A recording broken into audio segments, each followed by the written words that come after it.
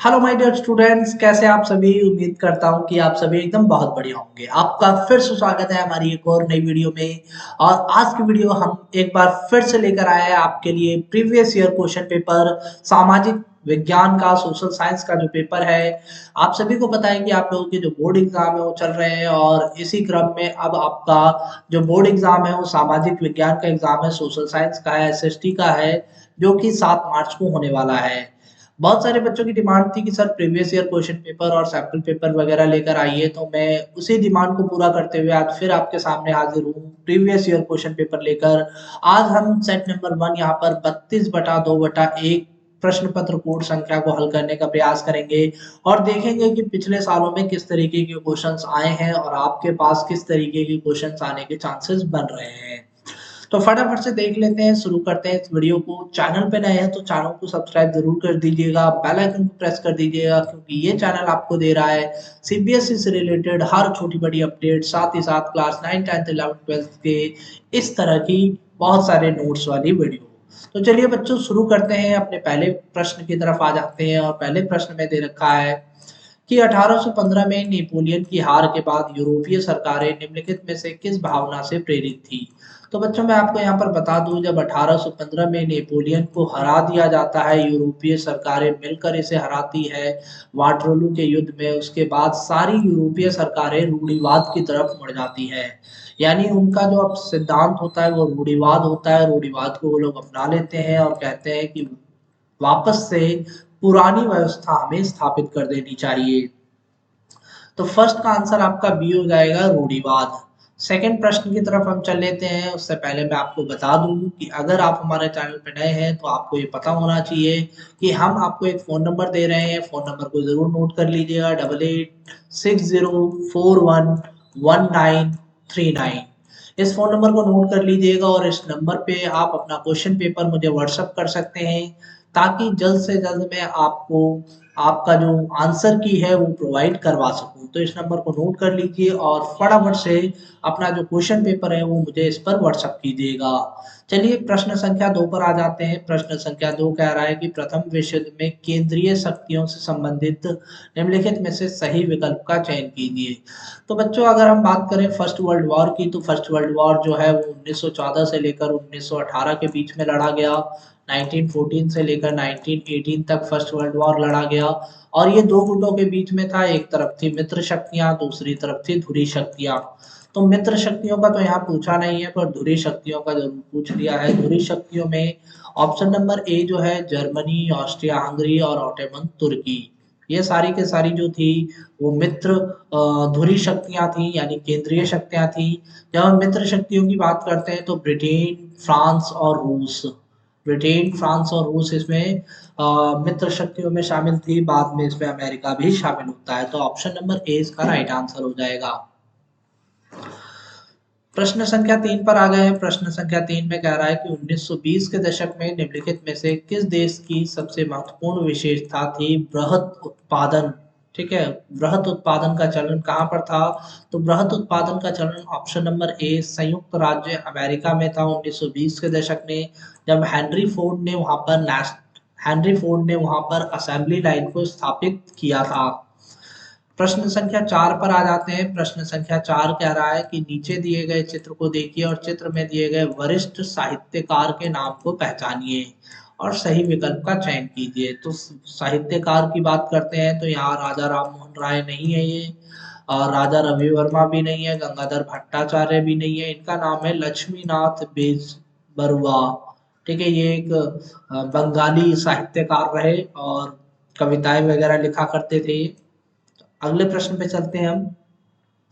ये दृष्टिबाधित परीक्षार्थियों के लिए प्रश्न है, पर आपको इसे देख लेना चाहिए एक बार। कि पूछ रहा है कि निम्नलिखित में से कौन गुलामगिरी का लेखक है। गुलामगिरी के जो लेखक थे वो थे Jyotiba Phule. Option number C इसका राइट आंसर हो जाएगा। अगले प्रश्न पे आ जाते हैं हम अपने।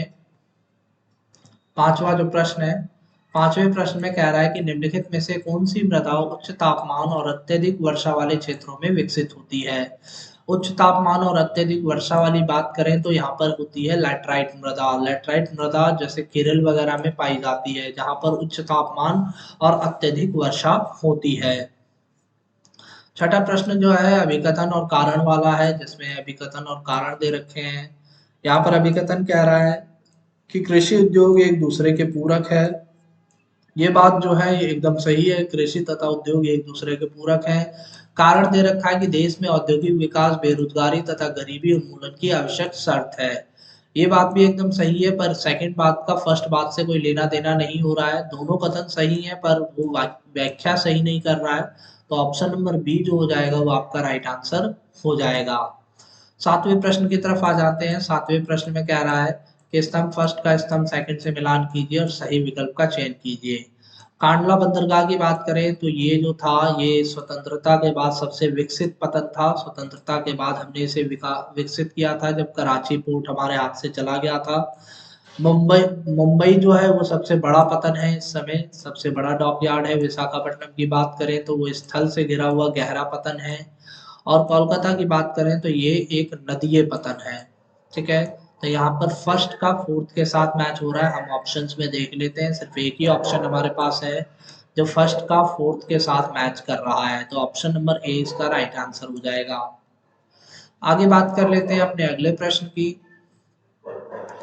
हमारा जो प्रश्न संख्या 8 है वो कह रहा है, दो कथन है, अभिकथन और कारण दोनों को पढ़िए और सही विकल्प का चयन कीजिए। अभिकथन की बात करें तो इसमें कह रहा है कि बेल्जियम ने अपने संविधान में 4 बार संशोधन किए। ये बात एकदम सही है। कारण क्या था संशोधन करने का?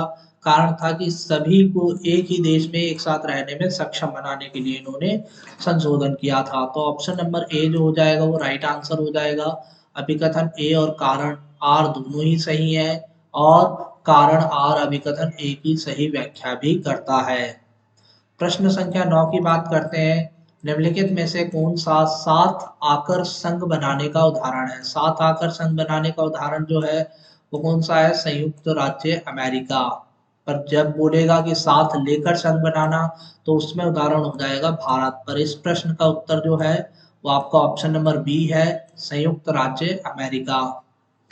प्रश्न संख्या 10 पर आ गए हैं। प्रश्न संख्या 10 कह रहा है स्तंभ फर्स्ट और स्तंभ सेकंड को मिलान कीजिए, सही विकल्प का चयन कीजिए। संघ सूची किससे मिल रही है? ये बैंकिंग से मिलेगी। बैंकिंग जो काम है वो संघ सूची के विषय है। राज्य सूची जो है कृषि का काम करती है। समवर्ती सूची जो है आपका शिक्षा पर फोकस रखती है, समवर्ती सूची। और बाकी बचे विषय यानी अवशिष्ट विषय वो कंप्यूटर सॉफ्टवेयर वगैरह है। तो फर्स्ट का फोर्थ से मैच हो रहा है, नहीं फर्स्ट का थर्ड से मैच हो रहा है। तो फर्स्ट का थर्ड से एक ही ऑप्शन है यहाँ पर, ऑप्शन नंबर ए। तो ऑप्शन नंबर ए आपका राइट आंसर हो जाएगा। प्रश्न संख्या 11 की बात करें तो कह रहा है कि निम्नलिखित क्षेत्रों में से किसमें सार्वजनिक जीवन में महिलाओं की भागीदारी अधिकतम है? तो यूरोपीय देश ऐसे हैं जिनमें सार्वजनिक जीवन में महिलाओं की भागीदारी जो है काफी अधिक हो गई है। अगले प्रश्न पे आ जाते हैं हम अपने। अगले प्रश्न में कह रहा है 12वें प्रश्न में कि निम्नलिखित राज्यों में से कौन सा राज्य क्षेत्रीय दल के द्वारा शासित है? तो हरियाणा जो है वो एक बीजेपी के शासन में इस समय, मध्य प्रदेश भी बीजेपी के शासन में है, राजस्थान भी इस समय मध्य प्रदेश बीजेपी के शासन में। तो ऑप्शन नंबर सी बच जाता है, उड़ीसा। ठीक है, वैसे तो इस समय करंट सिचुएशन में उड़ीसा भी किसके शासन में है? बीजेपी के ही शासन में है। तो इसका कोई राइट आंसर होना नहीं चाहिए, पर पिछले साल के क्वेश्चन पेपर की तरफ देखें तो उड़ीसा इसका राइट आंसर हो जाता है।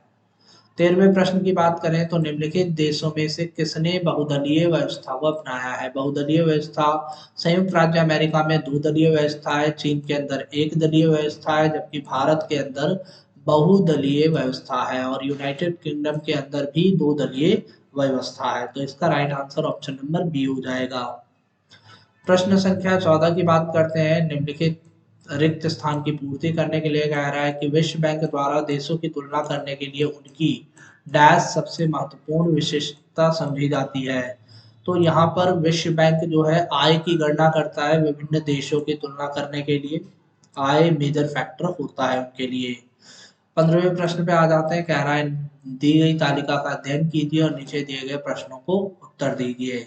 तो ये पूरी की पूरी एक तालिका है और हम प्रश्न देख लेते हैं क्या है। प्रश्न कह रहा है निम्नलिखित देशों में से किसका मानव विकास सूचकांक का स्तर सबसे अधिक है? मानव विकास सूचकांक की बात कर रहा है, और मानव विकास सूचकांक का स्तर सबसे किसका अधिक है? मानव विकास कहाँ है, ये रहा HDI। और ये 73 सबसे अधिक श्रीलंका का है। यहाँ पर जो सबसे कम रेट आएगा वो सबसे बेटर स्थिति में होगा। ठीक है, तो ये 73 जो है वो किसका है, श्रीलंका का। तो इसका राइट आंसर श्रीलंका हो जाएगा, ऑप्शन नंबर सी, श्रीलंका। ठीक है, आगे बात कर लेते हैं अपने अगले प्रश्न की। 16वां प्रश्न जो है वो कह रहा है कि प्राकृतिक उत्पादों को अन्य रूपों में परिवर्तित किया जाना क्या कहलाता है। जब हम प्राकृतिक उत्पाद को अन्य उत्पाद में बदलते हैं तो हम उसे द्वितीयक उत्पाद या अंतिम उत्पाद कहते हैं। यहाँ पर ऑप्शन नंबर बी आपका राइट आंसर हो जाएगा, द्वितीयक उत्पाद। ठीक है, प्रश्न संख्या 17 की बात करें तो निम्नलिखित में से कौन सा असंगठित क्षेत्र की एक विशेषता है। असंगठित क्षेत्र की विशेषता यानी सब कुछ ऐसा होगा जो फिक्स नहीं होगा। रोजगार की अवधि फिक्स है तो ये तो संगठित क्षेत्र है। लोगों के पास सुनिश्चित काम है, ये भी संगठित क्षेत्र है। औपचारिक प्रक्रिया एवं कार्यविधि है तो ये भी संगठित क्षेत्र है। नियम और विनियम होते हैं परंतु उनका पालन नहीं होता, पालन नहीं हो रहा है, यानी ऑप्शन नंबर डी इसका राइट आंसर है। प्रश्न संख्या 18 की बात करें तो कह रहा है निम्नलिखित में से कौन सी आधुनिक रूप की करेंसी है। आधुनिक करेंसी किसे माना जाता है। ऑप्शन नंबर ए कागज के नोट, इससे आधुनिक करेंसी है, क्योंकि चांदी के सिक्के पुराने टाइम में थे, सोने के सिक्के भी पुराने टाइम में, तांबे के सिक्के भी पुराने समय में थे। आधुनिक रूप से आज कागज के नोट चलते हैं तो कागज के नोट इसका राइट आंसर हो जाएगा। ऑप्शन नंबर 19 निम्नलिखित शहरी परिवारों का कौन सा वर्ग औपचारिक क्षेत्र से ऋण का अधिकतम प्रतिशत प्राप्त करता है। शहरों में रहता है और औपचारिक क्षेत्र से लोन लेना है तो ये जो होगा ये होगा अमीर परिवार। ठीक है, अमीर परिवार अधिकतम क्या ले लेते हैं, लोन ले लेते हैं बहुत ही आसानी से। प्रश्न संख्या 20 की बात कर लेते हैं। कह रहा है निम्नलिखित में से कौन सी वैश्वीकरण की एक चुनौती है। और नए बाजारों तक पहुंच, नई प्रतिभा तक पहुंच, अंतर्राष्ट्रीय भर्ती होना या अनुपातहीन वृद्धि होना। तो ये जो है ये एक वैश्वीकरण की चुनौती है, ऑप्शन नंबर डी, अनुपातहीन वृद्धि का होना। अपने अगले प्रश्न पे आ जाते हैं। हमारा जो 21वां प्रश्न है वो ये क्वेश्चंस वाले आ गए हैं। अब आप सबके एमसीक्यू आ गए हैं। ठीक है, एमसीक्यू सारे क्वेश्चंस खत्म हो गए, थ्योरी वाले क्वेश्चन स्टार्ट हो गए हैं। तो आप इन क्वेश्चंस को देख लीजिएगा कि किस तरीके से प्रश्न आए हैं। मैं एक बार नीचे स्लाइड में कर देता हूँ। और वीडियो अच्छी लगी हो तो चैनल को सब्सक्राइब जरूर कर दीजिएगा, बेल आइकन को प्रेस कर दीजिएगा, क्योंकि ये चैनल आपको इस तरह की और लगातार वीडियोस देता रहेगा। ठीक है, फिर मिलते हैं एक नई वीडियो में नई अपडेट के साथ, तब तक के लिए जय हिंद।